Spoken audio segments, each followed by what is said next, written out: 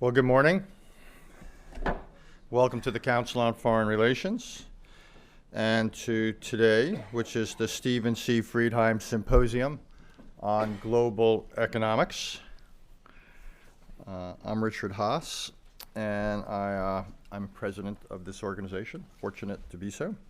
And I want to start off by thanking Steve, who just came, for his support over the years, as well as for his ideas in the subjects we might want to tackle and how to tackle them. He's been a good friend of the council, and we're all grateful to him for making today possible.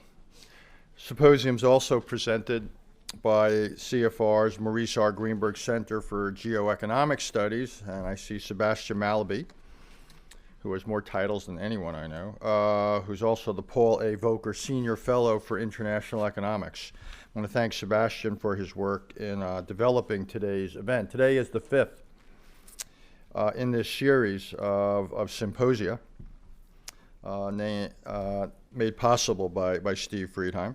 All are on international economics. If one looks at what we've done over the years, one gets a pretty good sense of how the debate has evolved. The first symposium in the series was in May 2009. As you might expect, given the date, it was what might be done to fix finance in the wake of the 2008 crisis. And second Friedheim Symposium in 2010, we looked at currency issues and what was then in the air, the pros and cons of capital controls. In 2011, we discussed the U.S. fiscal gridlock. Glad we solved that. And the Eurozone crisis. Glad we solved that too. God, we didn't know how good we were.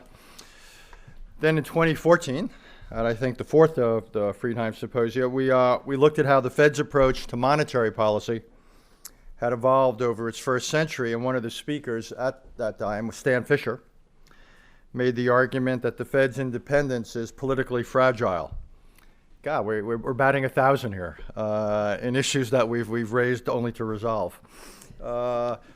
Today's Friedheim Symposium is a bit more cheerful, but we'll see, reflecting the state of the economy, particularly here, the state of the domestic economy. But obviously the domestic economy does not operate absent a context. Globally, China is slowing, and along with low energy and low commodity prices, we're seeing more broadly a slowdown in the emerging markets. I thought it was interesting as I was reading the papers this morning for noticing that Goldman Sachs had dropped its BRICS fund. All sorts of puns about dropping it like a brick, but essentially had morphed it into a emerging market fund. And I took that as something of a sign of the times, and not surprising because other than the I in BRICS, India, things ain't so good. But here, things ain't so bad. In the United States, growth will probably come in, 2.5% or so this year. And given all this, given what's going on in the world, given what's going on here and the connections between the two, we've decided this year to focus on the U.S. economy, what looks good and what doesn't look so good.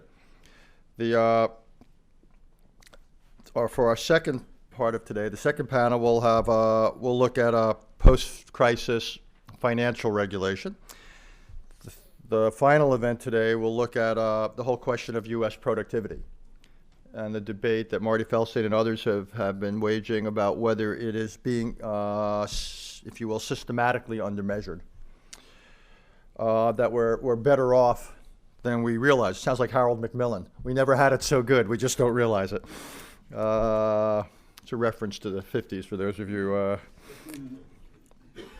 But we're also going to look, though, at the possibilities from big data and the whole question of can we measure better than we do. And the argument is if we have a better take on what exists, then hopefully we can better tune policy to deal with it.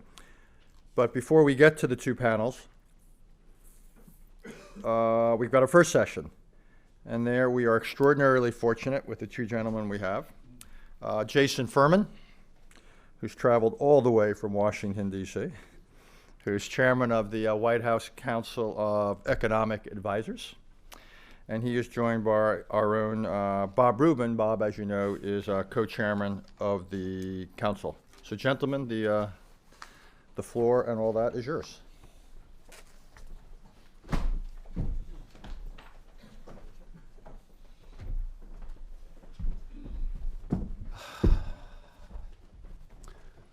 Okay. Now that Richard has projected that growth will be 2.5% this year, we probably don't need to have this session. This is on the record, I believe? Yeah, okay, we're on the record. Unless we say otherwise. Unless we say otherwise, After in the which fact. case, in this large group, I have no doubt, Jason, your words will be held confidential. When I was in Washington, I had a theory that anything that you said, even if you talked to yourself, would leak. So, on that theory. Any of it. Let me just add my welcome to Jason for joining us. I will not introduce Jason because his resume is in your materials, and the practice of the council is not to recite from people's resumes. But I do want to say 2 words about Jason, if I may. I've known Jason since he was a star in the Clinton White House.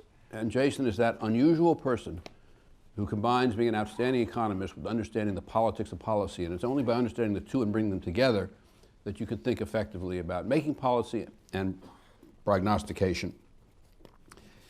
And my other comment about Jason, I guess, is that he has worked in and around political campaigns, and he was director of the Hamilton Project. He is now, as Richard said, head of the CEA. And all of these roles, he has had enormous seriousness of purpose. And I think there's no question that the CEA today is enormously respected for the objectivity and the insight of its work under Jason's leadership, and that's a great tribute to Jason. So, what we're going to do, Jason, is I'm going to spend about a half an hour asking you a few questions, maybe interjecting a comment of my own, maybe not. More likely will. And then we will open it up to all the participants. So let me get one question out of the way, although it's the least interesting of all the questions, or all the things we might discuss, which is, what do you think our economy is going to look like over the next year, year and a half? Well, thanks so much for having me here, and I would be rude as a guest if I didn't just agree with whatever Richard said about the U.S. economy. So I'll go with something like your number. And I think what we're seeing is a lot of domestic strength in terms of consumers, to some degree in terms of things like business investment and R&D, and that's confronting a headwind from the global economy, which is moving us in the other direction. And on balance, the domestic strengths seem to be outweighing those global weaknesses, and we can pursue either part of that Jason, in the way you want. could I ask you a question? Yeah. Jason and I were together over the weekend at a conference, and one of the people there said that U.S. investment actually is not that strong except in software. Is that right or wrong? 2 questions. One is, where is investment today compared to where we thought it would be 5 or 10 years ago? And we're way, way below that. And that's something we should come back to, because that's weighing on our productivity. The second is, how much is it growing each quarter right now? And it's growing a little bit better. It's growing faster than overall GDP right now. And what about investment in software? Because he said investment in software is very strong, and that portends well. The strongest segment of investment we have actually is in R&D, and R&D is the largest as a share of our economy it's ever been. So that's actually, if you want reasons to be excited about the future, that would be one of them. Okay. Let's turn to what is, to me, just as an investor, which I am, and sort of remaining involved in the policy discussion, the single most, well, it may not be the actually single most important, but a very central question is, what do we think the long-term potential full employment rate of growth of the U.S. economy is? Productivity, as we all know, has been low in recent years. Is that a cyclical phenomenon? Related to that is this enormous debate about whether the rapid rate of technological development in ways that are really significant for the economy is going to continue or not continue. And there are a whole host of questions caught up in this. Why don't you? Sure. There's a big debate in economics, which probably a lot in this room know about, between the techno-optimists who look around at this amazing convergence of mobile devices, cloud computing, then you see it in medicine with personalized medicine, clean energy, advanced materials, nanotechnology, all that. and think that's going to transform our productivity. And then the set of people that actually look at the productivity data and don't see any of that, in the data. And there's a couple different ways to reconcile those. So you have the optimists who think we're going to see it or we're not measuring it. And you have the pessimists who think all those shiny objects are really exciting, but the main things we do in the United States economy are build houses, treat our increasingly, older population for whatever maladies they have, and educate people. And those three sectors don't see the same types of productivity. So even if, everything's really exciting and in Silicon Valley there's some new app that can tell you when your milk is spoiled and tell you to go to the grocery store to buy new milk, doesn't outweigh, the bulk of where our economy is. That's broadly speaking the debate. I'd add on top of that we saw a huge recession from 2007 through 2009, a really big shortfall in demand, and at the same time that happened, we saw productivity growth, or what's called supply, slow. One possibility is that that's just a coincidence, that you had a big demand contraction and you had a supply slowdown, and they happen at the same time and they're unrelated, and that's certainly possible.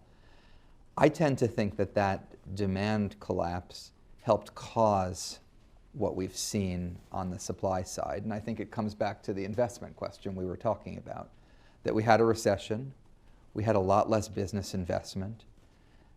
Total factor productivity, which is the best measure of innovation, is mostly held up. But instead of having more capital per worker today, we actually have less capital per worker today than we had a few years ago. And so it's the business investment side which has held our productivity back. And that, I think, is actually good news for the future, because business investment tends to be mean reverting. If you have a couple of years of overinvestment like we had leading up to the crisis, it leads to a couple of years of underinvestment, and vice versa, a couple of years of underinvestment because capital markets are clogged up, because there's not enough demand to generate the investment, tends to reverse itself. So I think the problem is less sort of the fundamental innovativeness, of which I think there's a huge amount, and more just the prosaic problem of building plant and equipment, and I think that's a problem that will solve itself as the economy recovers. But that does raise another question, Jason. I was going to get at this a different way, but since you've gotten into this way, there are some people who have the view that apparently the rate of startups has declined quite a bit. And there are some people, Kim Schoenholz teaches at NYU, some of you know, has this view that it may be that the dynamism of American economy has diminished for whatever set of reasons, and that we're not going to get back to a period of large levels of investment in advanced-looking areas, or large numbers of new startups and all the rest, because the dynamism has diminished in our society. And they point to, as I said a moment ago, the reduction in startups. Do you have a view of that? I think that's something we should worry about. And I think, I suspect everyone in this room knows that inequality is up, and a lot of people know the productivity statistics. The fact that people are less likely to move within their state, to move across their state. People are less likely to change their industry or occupation. A business is less likely to destroy a job and create a job. A new business, the statistic you had, is less likely to start up. And one that no one believes, if you look at the job tenure of a millennial today, someone between, let's say, 18 and 30, it's actually slightly longer than someone from age 18 to 30 a generation ago. So things are cycling less quickly through our economy. It's something we don't understand super well. There's some impediments in terms of, zoning rules have gotten tighter, occupational licensing that, if you want to be a security guard in Michigan, you have to train for a year to do it, and someplace else you might need to train for a week. Used to cover just a small fraction of the economy, now it covers 25%. Bigger businesses, Best Buy replaced a bunch of corner stores, and that's part of what's showing up in the data you said. But I think that is something, in trying to understand the causes of it and the consequences. And I think one of the consequences probably is, as you said, a challenge for productivity. I think another consequence is just, we recently saw the labor market, when we had higher unemployment, have much higher long-term unemployment, part-time, people not participating, and that seems to be a pattern that's grown in the last decade or two, and it may also be related to this reduced fluidity in the U.S. economy. So I think tackling that should be an organizing goal for summer policy. But do you think, Jason, if in fact that is happening in some measure, if it is, do you think that that's a function of, as you suggested, to some extent it might be licensing, which is a real occupational licensing, which is a big issue, which even though people don't focus on it very much, and zoning and other kinds of regulation, or do you think there's something cultural going on? I don't know. I don't think we fully understand it. And look, we don't know if it's a good or a bad thing. Well, it can't be a good thing to have less dynamism. Oh, if it phrases less dynamism, yes, that's not a good thing. If you phrase it as people do a better job earlier in life figuring out the right job for them, getting matched to an employer, and they don't have as much labor turnover as they used to have, that is a good thing. So that's to some degree why the cause matters. If the cause is that we're just more efficient now and we don't need to turn over as much and we used to mess things up and have to, that's a problem. If the cause is artificial barriers that come from public policy, then it's a bad thing. And the culture, I don't know. I mean, the culture seems, in many ways more dynamic. We sort of exalt people that drop out of college, fail 3 times in a row, and then start a company with a product that may or may not actually exist. So the culture doesn't seem to be a problem, but I'm not an expert in that. And let me ask you a question, and if you don't think you should answer it, don't answer it. If you look out 5 or 10 years. About the exchange rate? What? What the Fed should do? What the Fed should? No, we'll get to that. But I'm going to lead you into that in a sneaky way, so it's hard for you to get out of it. No, though this question is a different one. What do you think the long run full employment rate of growth in the United States economy is likely to be? Or if you don't want to give your own answer, what do you think others who you think is thoughtful think it is likely to be? You get into this whole question, all these questions. Like one of the few misfortunes of my job is that I have to publish that number twice a year. Oh. And the last one we published was 2.3%. And for the administration, that's a post-policy forecast. So that assumes we're reforming the business tax code, expanding trade, investing more in infrastructure, dealing with our medium and long-run deficit. So I think we do need to take a lot of steps like that if we want to see even that type of growth. And by the way, I mean, people have in their head these comparisons to historic growth numbers. Right now, if you look at the prime age population, 25 to 54, it's falling. It used to be growing at more than a percentage point a year. So just our demographic structure isn't going to be able to generate the same total growth rate as a couple decades ago. Growth per capita, though, in some sense is one of the things that matters. So 2.3% if we meet our policy challenges. Mm-hmm. You've been around the political system for at least 20 years, I guess, or 25 years, whatever it's been. As you look at the system today and you look at how it's functioning, do you want to make any judgments about? I mean, look, right now you've got a House of Representatives that in some measure can't act unless the so-called Freedom Caucus is willing to go along. I don't want to get into politics and partisanship, but that's not a partisan comment. It's a question of functionality. Do you think, and you don't have the answers if you don't want, given where you sit, but do you think we should bet on the notion that our political system will be functional again?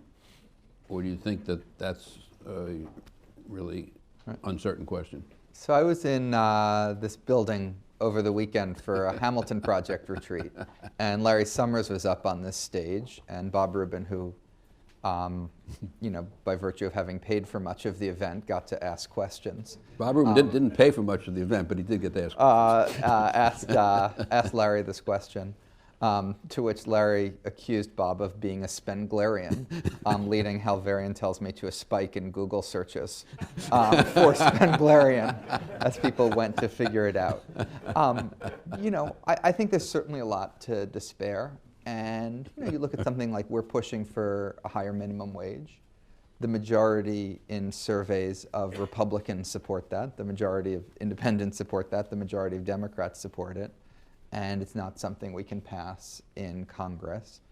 In some way I understand that because a lot of my friends on the other side of the aisle do have a deep-seated belief that it's a bad idea. I think that's a mistaken belief, but in some ways I'm not surprised. You look at business tax reform, where both sides of the aisle say the same thing. We should do it revenue neutral, we should cut the rate, we should broaden the base, and to date we haven't been able to do that. I think in some sense makes you bang your head against the wall even more, because you're not even sure what the ideological disagreement is. It just can't get done. So I think there's a lot of reasons like that to despair. But then you look, Richard made light of it, with a little bit of fairness, but a little bit of unfairness. Our fiscal situation, we just reached a deal 2 weeks ago that buys back most of the sequester over the next 2 years, deals with the debt limit over the next 2 years, deals with disability insurance for the next, 8 years, and also dealt in a very responsible way with this weird quirk where Medicare premiums were going to spike up this year and then come down the next year, and did it in the rational way of smoothing that increase in a way that paid for itself. So all that came together. There was no shutdown clock that preceded that deal coming together. No reporter even knew we were anywhere near it until basically the day it was concluded, so it didn't make a lot of news.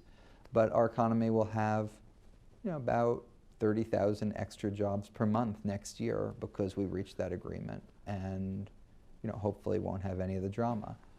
Another example is there's this thing called the doc fix in Medicare. And we put this formula in that basically said next year we'll cut doctor pay by 20 or 30%. And we had that for over a decade. Every year, the next year, we were going to cut Medicare reimbursement for doctors by 20 or 30%. And every year we'd get, the night before, in one case a couple weeks after, we would push that out by 2 months, by 6 months, by a year. I worked on a proposal that went into our budget that said, let's fix this permanently. Let's not have this cliff in doctors' pay. But let's also make it part of a delivery system reform where rather than just paying for volume, you're paying for quality, and do some of the things we did in the Affordable Care Act with hospitals and outpatient, extend it to doctor reimbursement. When I put that in the budget, I think I would have bet against it on your Spenglerian pessimistic grounds. 3-4 months earlier this year, it passed Congress, and it's a great reform. It's going to bring stability and improve the way we pay doctors and help that part of the health system, and that actually came together. So there's not as much progress as I'd like, but I don't think it's all quite as bleak as you might. We live in a country where if you can avoid shutting down the government and you can defer the debt ceiling, we say that our political system has triumphed. Take what I can get. What? What, Jesse? I'll take what I can get. Yeah, I'll take you what you get. Immigration reform and long-term entitlement reform, et cetera. Yeah, okay. Share the list. Yep. Okay. Okay, so that's the longer term. Let's go to another question. We have had, I want to go back one step if I may, just sure. If I could. When you say about investment in R&D and that is really going up, which after all is a very encouraging thing, could you be a little more specific? Is that in the healthcare field? Is that in software? And is that distinguishable from software? It is. The statistics break out software. They do? From, okay. It's actually another one of the many improvements in our country is we didn't used to have R&D in the national income and product accounts until about 3 years ago, but now we measure it. So tell us what that's about a little bit, the R&D. My guess is it's broad-based across a range of sectors. Maybe Hal or others know. I'm not quite as sure which sectors it's coming in. One important fact, though, I'll ask a different question that I know the answer to that I wanted to answer than the one you asked, is it's happening on the private. You don't need me here. You could do what? But you can take it as a sign of the government dysfunction you're so worried about. It's all on the private side, not on the public side. So our research is falling as a share of GDP. Private research is rising as a share of GDP. And that pattern isn't terrific because what the private sector can do is much closer to market, much closer to development. The basic research that helps fuel all of that, we need to be doing. Is NIH falling as a percentage of GDP? It's a percentage of GDP, yeah. I didn't realize that. Let's turn to an issue that your administration has been very, and rightly, very focused on, which is this whole question of wage stagnation. Wage and benefit total compensation stagnation, call it what you like. In the 90s, as we all know, sort of all quintiles rose. In the last 15 years or thereabouts, there's been, roughly speaking, wage or total compensation, whatever we look at it, roughly speaking, stagnant. I'll make an assertion, see if you can agree with or disagree with, and then also respond to the question. It seems to me that a lot of that's a function of globalization and technology, and those are also the drivers to some extent of growth, or some fair measure of growth, so it makes it a much more complicated question if you believe that that's causally involved. So A, on the causation, and B, on what we should do about it. So first of all, let me say I think the phenomenon is very much real, and some people think maybe it's an artifact of the statistics. You sort of look at it this way or that way, you'll see something different. And Paul Krugman pointed out in his column this morning that if you look at these Case-Deaton findings on the large increase in middle-aged white mortality in the United States, that that pretty much tracks with, or is worse than what we're seeing on the income side, and is an indication, that something real is going on. This is, death. You can debate like whether you're measuring productivity correctly, but mortality is usually a much more straightforward event. That's the kind of insight that has made Jason so valuable in his job. Exactly.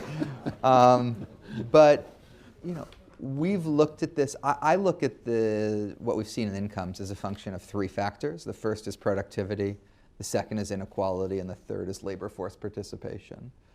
Productivity growth, as we were talking about, has been slower. You can look at it since '73, or you can look at it in the last decade. Either one, it's slower than what it had been. Inequality has risen, so the share of income going to the bottom 90% fell from 2/3 in 1973 to about half today. And for a while, we were making up for those two trends with a surge of women into the workforce. So you had more two-earner couples rather than one-earner couples. Now we're seeing that in reverse, and labor force participation rates are falling for men since the 1950s and for women since the late 1990s. And so I think it's the combination of those three, the productivity, the inequality, and participation, that are driving this. And what would you do? If you think it's three causes, there probably isn't one thing behind all three of what I just said. I think it's a large enough challenge that, what I do is a very long list of things. So some of them I'd put in the productivity bucket. That investment in research, that business tax reform, immigration reform increases our productivity by bringing in more innovative people and having the people that are here already contribute in a better way. On inequality, raising the minimum wage and expanding tax benefits like the earned income tax credit. And on labor force participation, we know a lot more on the female side, flexible workplaces, child care, the tax penalty on secondary earners, a set of things like that. For men, it's much more vexing that you've seen the labor force participation rate decline for 60 years.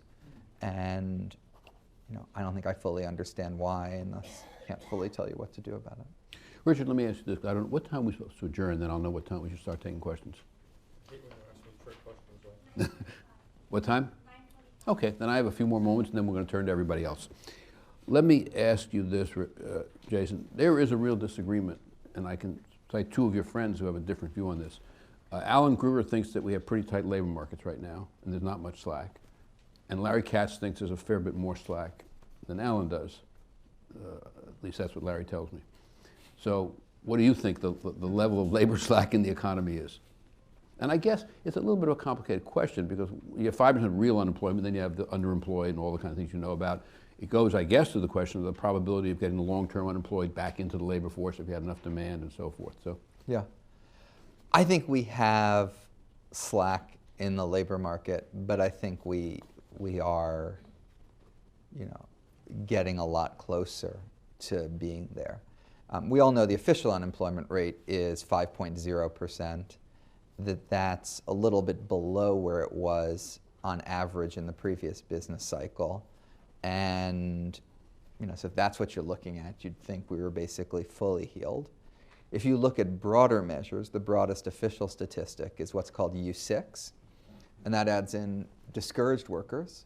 It adds in a broader group who don't say they're discouraged. They're not looking for a job, but if a job came along, they say they'd probably take it. And it adds in people who are working part-time for economic reasons, somebody who wanted a full-time job, but they only had a part-time one. That rate is now 9.8%. It's falling really rapidly. It's 0.7 lower than where it was just 4 months ago. It's a bit higher than it was in the previous business cycle, but only a bit. So I think those part-timers have more room. Some of the discouraged workers, a lot of them are coming back, but there's some more room there. The big question here is the participation rate. The participation rate is about 3.5 percentage points below where it was before the recession. And how much of that do you think will come back? Nearly 2 percentage points of that is just we have an older population, and so the baby boomers are retiring. That's perfectly expected, perfectly fine, and not something we would think would reverse itself. The question is that remaining fall in the labor force participation rate. How much of those people will come back? My observation that I said before, that the male labor force participation rate had fallen every year since the 1950s, makes me think it's a little bit more of an underlying trend. Put another way, in the year 1999 or 2000, you could have looked at the US economy and made the assertion that we had not yet recovered from the 1991 recession, because the employment population rate for prime age men in 99 and 2000 was lower than what it had been in 89 and 1990. That would have been a nonsensical statement to say that in 1999 we hadn't recovered from that shallow recession 8 years earlier. Tells you something about the metric that would have led you to make that nonsensical statement then. You don't necessarily want to use that metric now. Something just occurred to me, Jason. And if you figured out what I said about the Fed there, good luck. Well, that's what I was trying. I'm not going to directly ask you the question. I thought we could infer the answer from, but you were very clever, so we don't know your answer. Okay, but no, I think You set that policy more than 20 years ago, and it's stuck. Which policy? Of not commenting on the Fed. 3 administrations in a row. Yeah, it is stuck in the administration. It hasn't necessarily stuck in Congress, at least in certain segments of Congress. You said you thought the long-term, or you said the CA has published the number, that the long-term full employment rate of growth in the United States economy, assuming we meet our policy challenges, and I guess there's good assumptions there about technological development, all that sort of stuff, would be 2.3%. Do you know offhand, you may not know this, but if 10 years ago you had looked out 20 years, so in other words, I'm saying the next 10 years, so now you go back 10 years, has that declined? Would your expectation for the second 10 have declined? Yeah, that's declined. By a I lot think it or was a little? closer to 3. Sort of 3? So 3, maybe a little bit below 3. And yet, what would have changed that would have caused it to come down? Part of that is, I tend to be on the optimistic side on productivity, but it's hard not to look at the last couple of years and revise down a little bit. So, 95 to 2005 was this amazing period for productivity growth. How much were you thanks to you, how much were you extrapolating that forward, or assuming that that was to some degree a little bit of, above normal, and so you want to be below it? So the amount of weight we've placed on that 1 decade has diminished. And then the second is, I think we're taking more seriously this labor force participation issue, that it's not just an aging population, but that there may be some other headwinds to the growth of the labor force going forward. And I think the combination of those two has brought the number down for us and for everyone. Let me ask you 2 brief questions, then we're going to open it up to everybody else.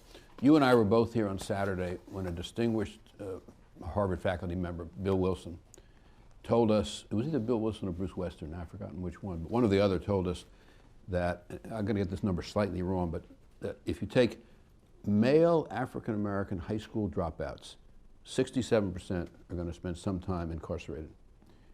That is a population which, if we could reach, and it goes to the high school dropouts more broadly, if we could reach that population and enable them to be successful members of our society and economy, the economic gain, I mean, obviously good for them, but the economic gains for all of us could be tremendous. Is there any serious effort being made to think about how to deal with that problem? I take it beyond just the cohort he was talking about, but really all high school dropouts. Yeah. All that. Although people have been incarcerated, obviously an additional problem. It's just very hard for them to get jobs. Yeah, I think this is a very serious effort, and it's something the president is really preoccupied with. Some of it is criminal justice reform, and that's actually a potential for bipartisan, for successful bipartisan work. But it goes broader than that, and the president has an initiative, My Brother's Keeper, that's motivated by this. And I think the situation is bad enough that it almost gives you hope that there's a lot of low-hanging fruit to make a big difference and improvement. So to give one example, a year in prison costs $120,000. There's a program in Chicago called Becoming a Man, which is basically a mentorship program where young men get together, sort of get in a group and put peer pressure on each other to not engage in criminal activity, to stay in school, to complete school.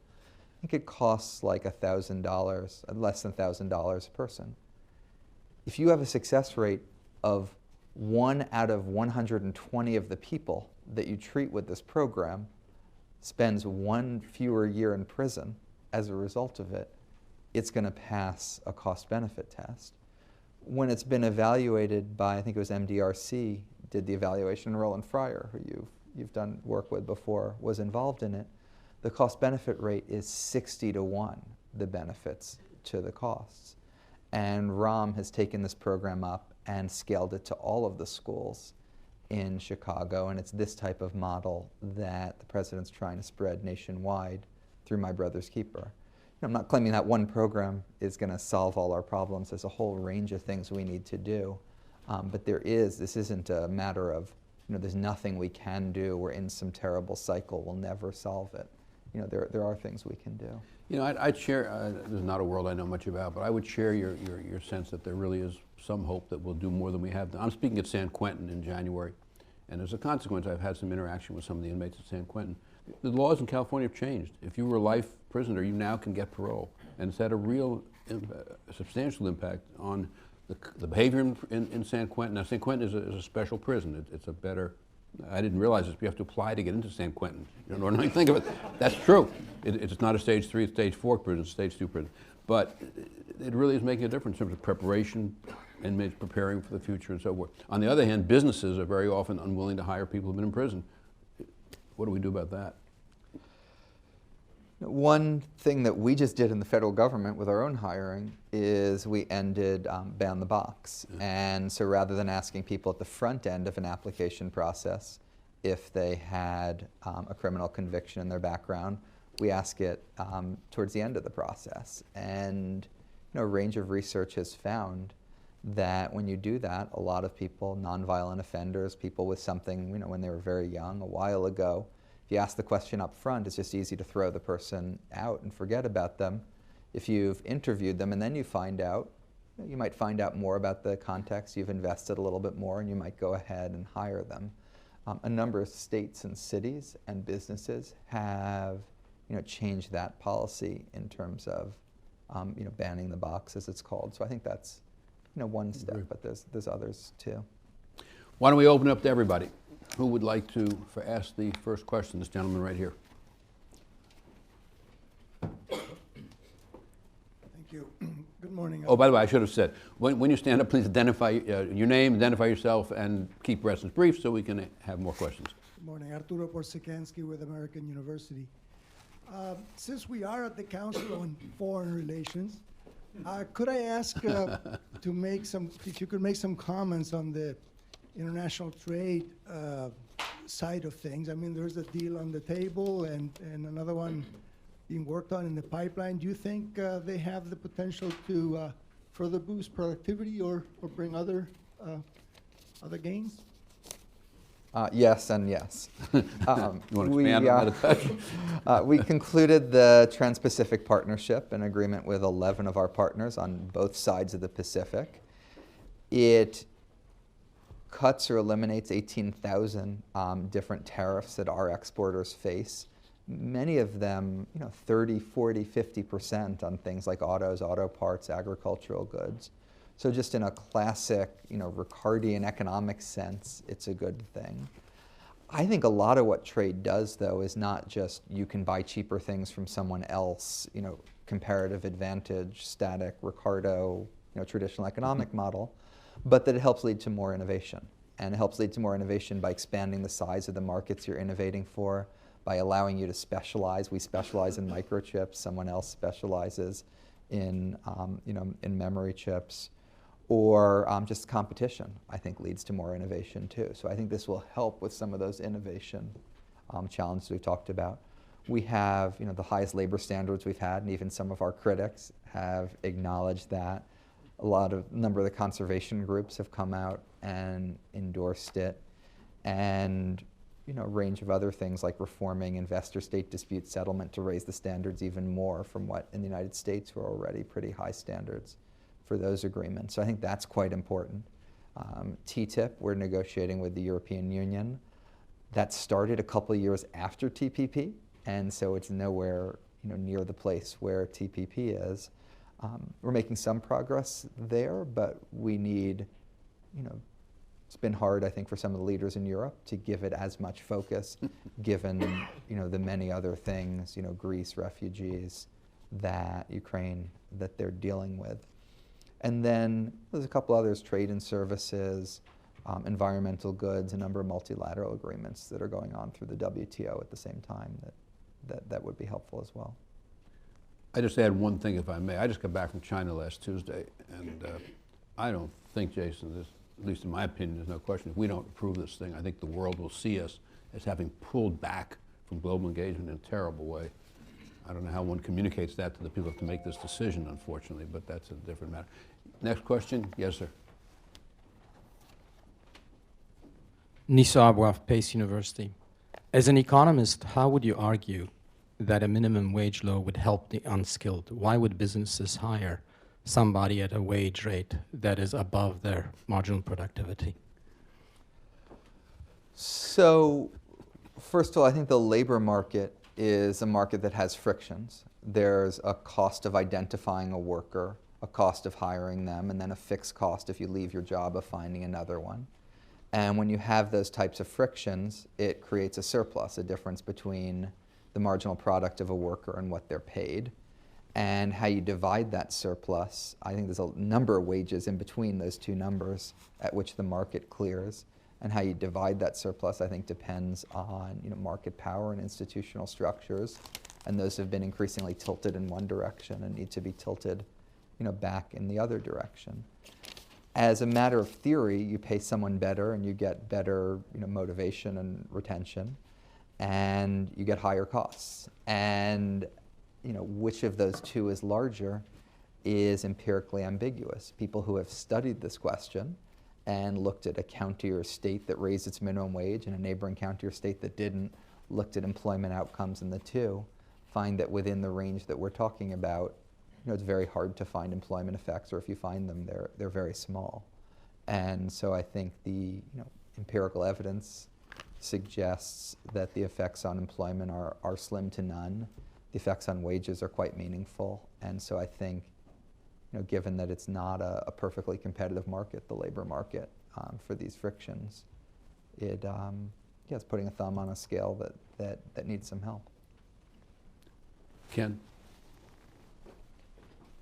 I think I have a microphone over there. Kenneth Bialkins, Skadden Arps. In 2016, there's going to be a presidential election. And on domestic issues as contrasted to foreign issues, foreign policy, would you care to identify the major differences in doctrinal or policy that you would anticipate between Democrats and Republicans in the context of that election? I won't do it in the context of that election because my job isn't to be involved in that election. But, as we go to, Congress and we deal with our own differences, one is how much we need to invest as a country. The president proposed a 40% increase in infrastructure investment, in surface transportation investment above what we're doing now. The Republican House last week passed a 0% increase above the level that we're doing now. That is indicative of, you know, a big difference in approach. A second one is, you know, a climate change that, you know, we're heading into Paris. Some of, you know, what we hope will be, you know, a really successful model for dealing with climate change, which is each country comes to the table and says what it can contribute, and we've said what we can contribute. And what we could contribute was fortunately based on laws that Congress has already passed that we can apply to reduce emissions by power plants, reduce emissions by automobiles. But you know, there's obviously a lot of controversy about that between the two parties. And then you know, the one thing that I think actually is good is that everyone is, the middle class income challenge that Bob referenced before.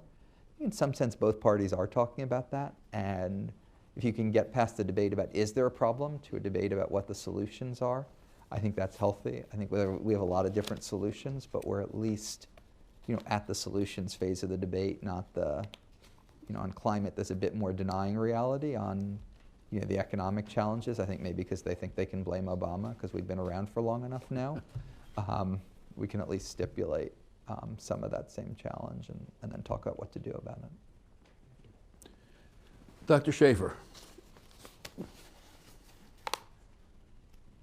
Jeff Schaefer, J.R. Schaefer Incorporated. So listen to the set of issues you focused on. Labor force participation, productivity, inequality, the problems of people who made mistakes when they were young. Wouldn't all of those be improved more by letting the labor market overheat than by anything else we can do if you look back at the history of the last 50 or 60 years?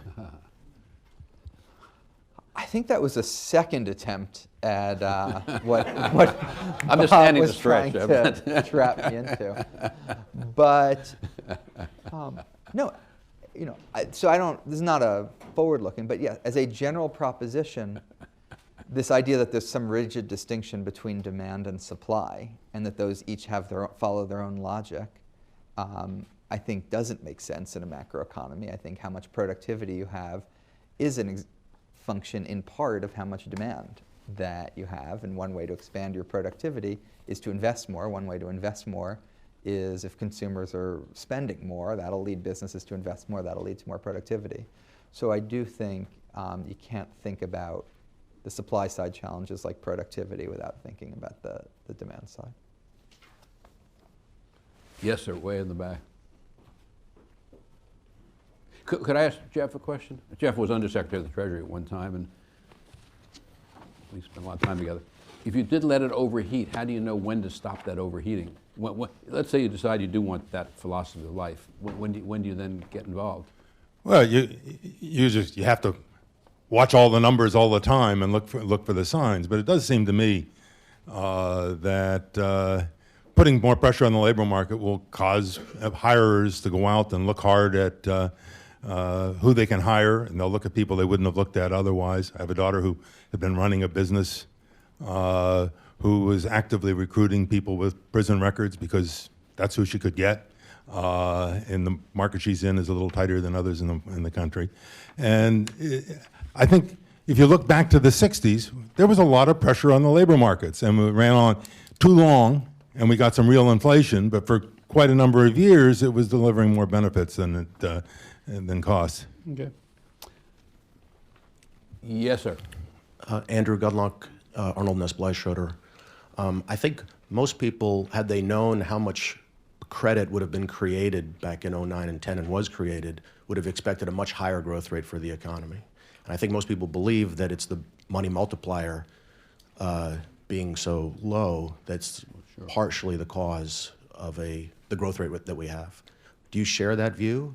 And would you go back and correct certain policies, in effect forcing the banks to put more money out into the Main Street economy? Obviously, it all leaked out into the financial economy, or some of it did. Would you have done anything retrospectively, and is that partially in your 2.3% growth rate going forward? Mm-hmm. Yeah, I think that's a good question. Economists have had, since Paul Samuelson, 50 plus years ago, a basic workhorse model for investment, and it's called an accelerator model. And the basic logic of it is the reason businesses invest is because they have customers that are going to want to, buy the stuff that they're producing, and they need the factories to produce that stuff for the customers. And so that investment is a function, you can sort of work it out, of the change in output growth. When growth is strengthening, you'll invest more. When growth is not strengthening, you'll invest less. So that's this workhorse theory. There's then a whole bunch of other theories. One is that your cash flow matters, how much cash you actually have on hand. Another is the cost of capital, what that interest rate is, matters. Another is the availability of credit, which I think you were talking about. Another is business confidence. Another is the regulatory environment, and are you making life hard or easy for people on regulation? So these are a whole bunch of theories on investment. I would say most macroeconomists would place most of their weight on that first factor, the accelerator model, as compared to all those other factors I listed: credit conditions, confidence, regulation, cash flow, et cetera. And when you look at the recent episode of investment, not just in the United States, but the investment shortfall I referenced for the United States, you see a similar one in the UK and in other advanced economies. That basic accelerator model with none of those other bells and whistles pretty much almost exactly explains it. If you had known what GDP growth was going to be a decade ago, you would have predicted that this is what investment was without knowing anything else about any of those other factors. And that's something the IMF found in their World Economic Outlook last year, the OECD found in their Economic Outlook, and at CEA we've found as we've looked at it. So I think this gets back to Jeff's point. The biggest thing going on with investment is demand. And if you have more demand, you'll have more investment. And there's a bunch of other things we can do to improve the financial system, get credit flow into small businesses, et cetera, et cetera, et cetera. But none of that is as important as just the fundamentals. If you have growth, you'll have investment. Yeah, could I add one thing then? Sure, you can correct. No, I don't correct at all. I think you're right. I think one of the lessons of the 90s that we didn't expect, in 93 we did a deficit reduction program that was pretty good. And we kind of focused on interest rates, but not that much on confidence. It turned out that business, I think, got a lot of confidence out of thinking that we could actually manage our fiscal affairs.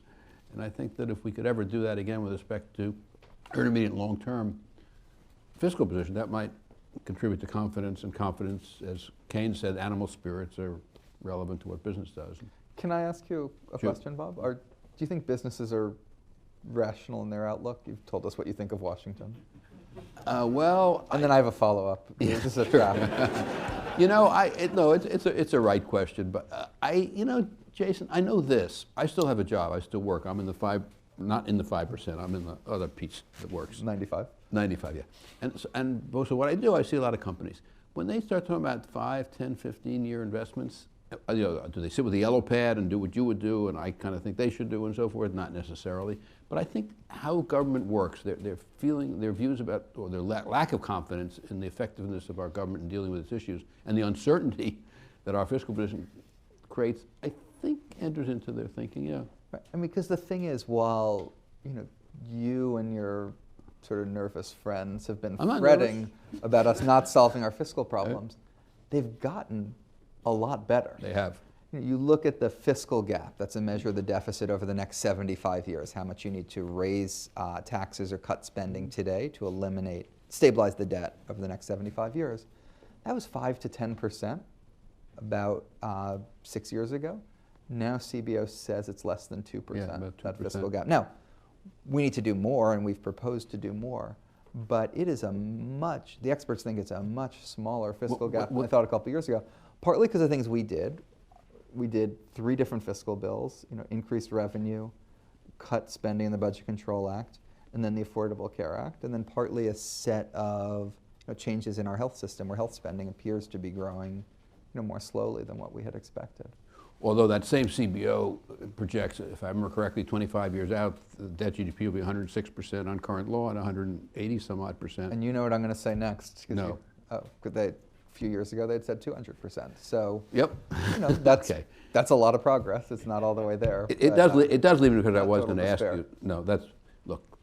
Do I think this weighs on? Anyway, that is. Yeah, I think people sort of sense government's not working, and I think this part of feeds it, and I think that that does affect confidence. But do I? So I don't know. It's complicated. But that does raise a good question, Jason.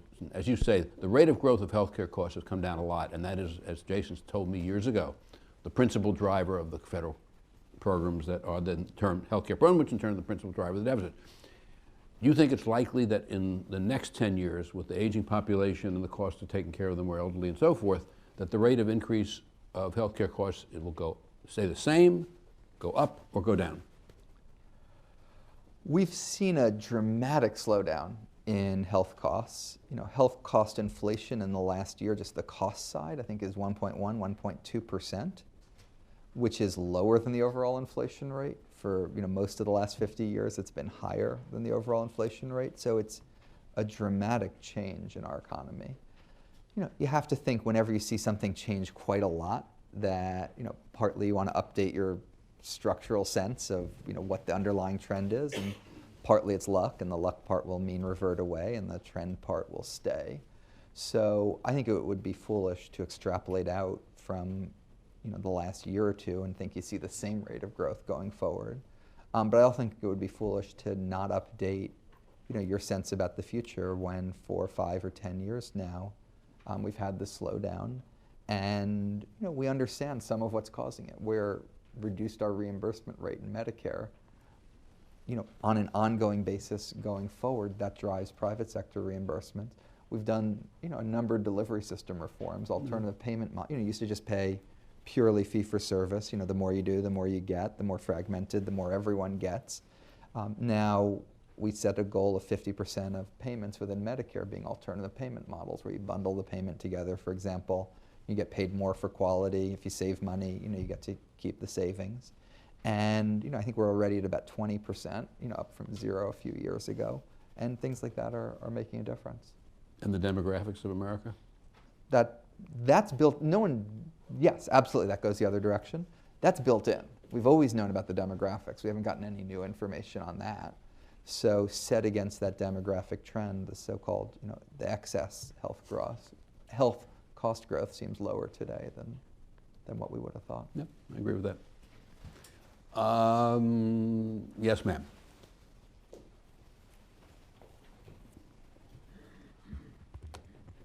Thanks. Rachel Robbins. Can you talk about the sectors of the economy where you see job creation over the medium to long term, assuming we can implement the policy changes that we need and assuming we can't? So I can't decide. I get that question a bunch. Whether I should figure out a better answer to that question or whether my answer, which is as like a humble economist, that I want to get the policies right and then the sectors that do well will figure it out and they'll do well, is the right capitalist answer, since we don't, we're sort of not in the 5-year plan business where I am. So I don't have, so there's other people that can give you better, more visionary answers to that.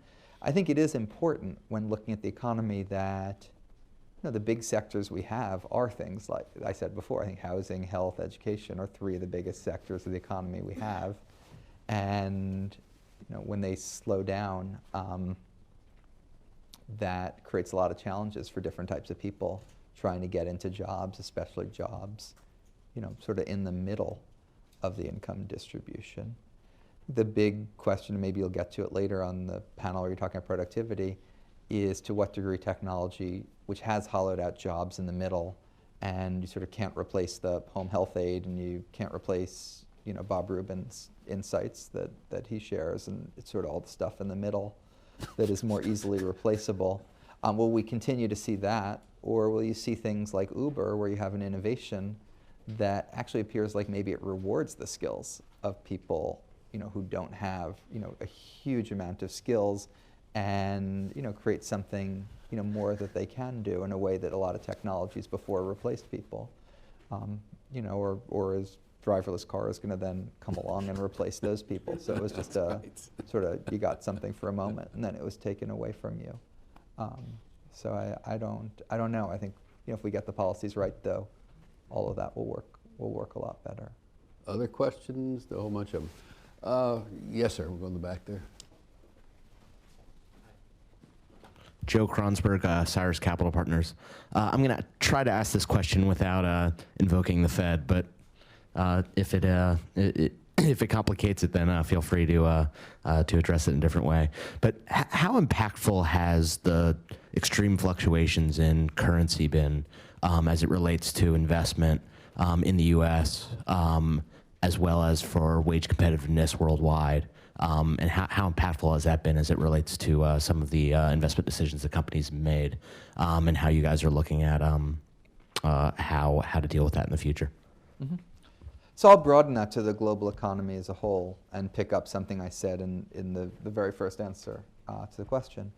You know, net exports are subtracting a little bit more than 0.5 percentage point off the U.S. growth rate. A lot of the effects you see in the global economy, you know, just in your sort of standard macro models, tend to be lagged. And so I would expect, even if everything stays as expected in the rest of the world and bounces back a little bit, just the lagged effects of what we've seen this past year would continue to be a headwind for the U.S. economy in 2016 and potentially in 2017 by, you know, sort of more than 0.5 point per year.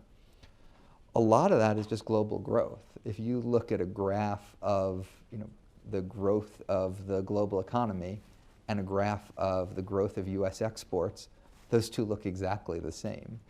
Now, if you conclude TPP, we'll do sort of a bit better than we would have done, and if you do something else, you'll do a bit worse. But the main thing that matters is how other economies are doing, and that's why, you know, the OECD came out with their economic outlook today. They did the sort of familiar ritual that we've seen from the OECD and IMF twice a year for, you know, 5 years now. They downgraded the global economy. They recommended that more demand was needed, and we just did a bit more demand here with this budget agreement. We have a fiscal stance next year that will actually be slightly expansionary rather than slightly contractionary, which we've seen in recent years. We'd like to see more of that in other countries around the world. You know, things like the way in which the refugee crisis is being dealt with in Europe might actually bring, you know, a little bit of extra, you know, fiscal impetus and domestic demand. But, you know, China, Japan, Europe, all those places, demand is an issue. And if they had more demand, you know, it'd be good for them, be good for our exports, good for the world as a whole. In that context, do you want to say anything about China? You can opt not to. Sure. If you don't think I mean, that's it. China, you know, there's a whole bunch of issues, but the one I was just talking about is, you know, is demand, and then the question is where that demand comes from. China's in some ways quite lucky. They consume such a small fraction of their GDP that they could have an adjustment where the economy grows more slowly, consumer spending grows faster than GDP, so that savings rate is falling, and you actually insulate people from the consequences and actually make them better off in the course of that economic adjustment. So rebalancing demand towards consumption, I think, is the central, one of the, or maybe the central macroeconomic challenge for China. And what does that mean? You know, a lot of the reforms that they say they want to do, actually doing them. So state-owned enterprises paying dividends rather than, you know, accumulating all the cash and benefiting the people that run them, paying it out to people so they can do it. Liberalizing interest rates so people get, you know, a bit more on their bank accounts and can spend. You know, having more of a pension and health system so people have the security they need to not have to have so much precautionary savings, so that the government, you know, does what it does more effectively, spread risk. People don't have to, and then, you know, consumption-oriented, you know, fiscal policy. And there's a lot of scope for all that. You'd have, you know, more consumption, more domestic demand, and, you know, help the global economy. There's a number of issues too, but I think a lot of them, you know, are a function of and follow from, you know, that one goal. I just had one comment to that. Having just gotten back there, we met with quite a number of significant Chinese policymakers. I think the question is that's a good set of objectives. Then the question is how much of at what pace will they get this done, and what are the internal resistances? And it's interesting. Richard knows much more about this than I would, but it's an authoritarian system in which there's still a very complicated internal politics, and that's part of, I think, the question of what will happen in China. At least that's my view. So it's not just us. What? It's not just us. I'll give it, since you made that comment as a third time, I'll say this. I actually think if you look at the resilience of our political system historically, the dynamism of our society, and the fact that politics changes very, very quickly in America, I think in the final analysis, I think we will recover what we need. I think maybe functionality. It could be a long, messy process, and there's no guarantees, and if we don't, then I think we have a heck of a problem. Yes, sir. I'm Scott Pardee, latest from Middlebury College.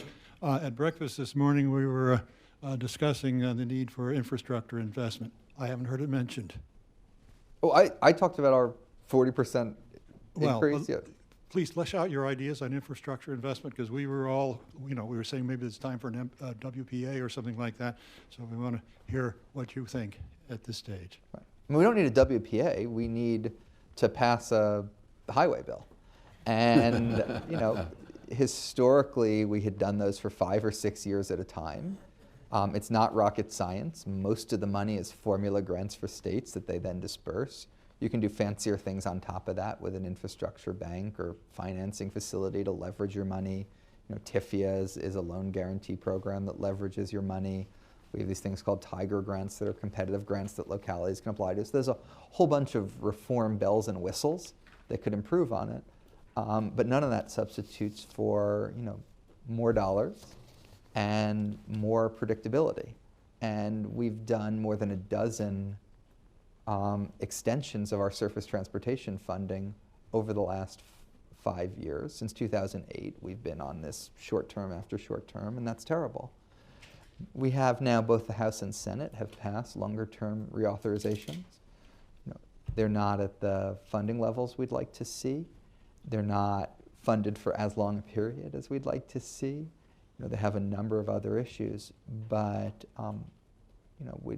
but moving forward in that direction would, potentially represent progress. But absolutely agree with you. Jason, they're steady state funding, right? Steady state. The authorization was steady state levels. The House was steady state. The Senate was, I think, about $5 billion a year above. So a small increase. If you could get what the president wanted, how were you going to fund it? We funded it with international tax reform, a one-time tax on the earnings that were overseas, a deemed dividend that would be in conjunction with a permanent tax reform going forward for the international tax system. So was deficit financed? Was not deficit financed. Yes, sir. Ed Cox, Patterson Belknap, and for full disclosure, chairman of the Republican Party here in New York State. With respect, you mentioned both a raise in the minimum wage and earned income tax credit. Could you discuss the trade-off between the two and which you would prefer as far as helping incomes at the lower end of the scale? Sure. Earned income tax credit, by the way, I think was said to be Ronald Reagan's favorite social program.